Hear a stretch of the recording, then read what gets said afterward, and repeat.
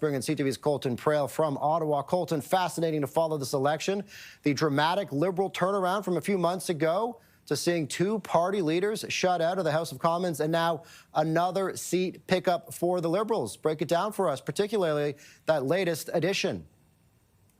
Yeah, I think what you're seeing is where they're picking up these seats and where they've lost seats is the most interesting element of all of this. The Liberals did particularly well in Quebec. They were able to take a number of seats from the Bloc, but it's also important to note that Quebec was one of the provinces where, one, they focused on extensively, two, the Conservatives are not as competitive, the Bloc is the main opponent, and three, Canadian residents, or Quebecers specifically, were most concerned about Donald Trump. That little combination of factors has all combined to create a very strong result for the Liberal Party in Quebec. The challenge they're running into, and certainly where I think a lot of the concern would be if I was a Liberal strategist, is the changes that we saw in the 905. It's the changes that we saw elsewhere in Canada, and the reason that they're not looking at a majority government, despite all of those pickups in Quebec, is the fact that we saw so many seats flipping in the 905, that we saw ministers like Kamal Khera losing in Brampton, that we saw Windsor, for example, somewhere where Mark Carney stopped frequently on this campaign,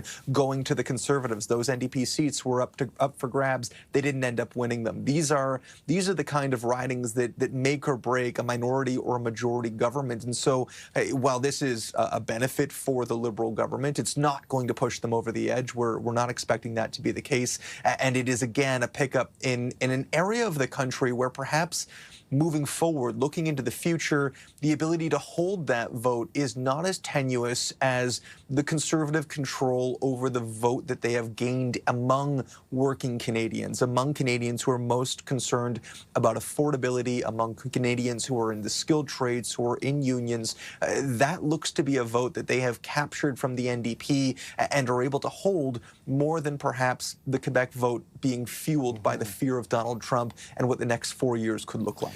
And Colton, interesting dynamics for the Conservatives going forward. Of course, picking up more seats in this election, but losing one in particular, and that, of course, is the riding of Pierre Poilievre. Where does that leave the Conservatives and Poilievre at this point? It's a really interesting question because by all accounts, this should have been a smashing success. They had a higher percentage of the popular vote than Harper or Trudeau did in both of their majorities. They've set a Canadian record for the most seats in the official opposition at 41% of the popular vote. This could have been a majority government. It's not because of the unique situation that we find ourselves in. Much of the Conservative communication today from MPs, from people around the party staff, communications directors, has all signaled that Pierre Poilievre is not throwing in the towel, that he is very much still in this for the long haul, despite having lost his seat.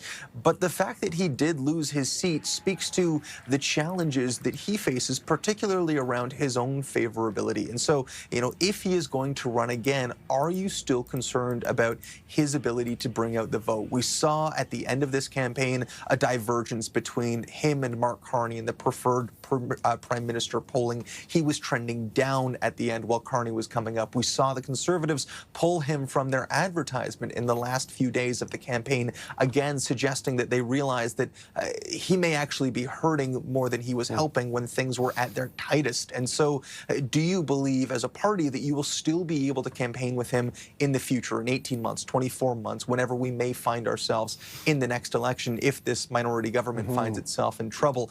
If that's something you believe he can overcome, if you believe he's got the skills to do it, if you believe the concern around Donald Trump might falter, or that Mark Carney may be tarnished with a political reputation compared to not having one, then perhaps it makes sense to keep him around. But if you don't, well, then you're in a very interesting position.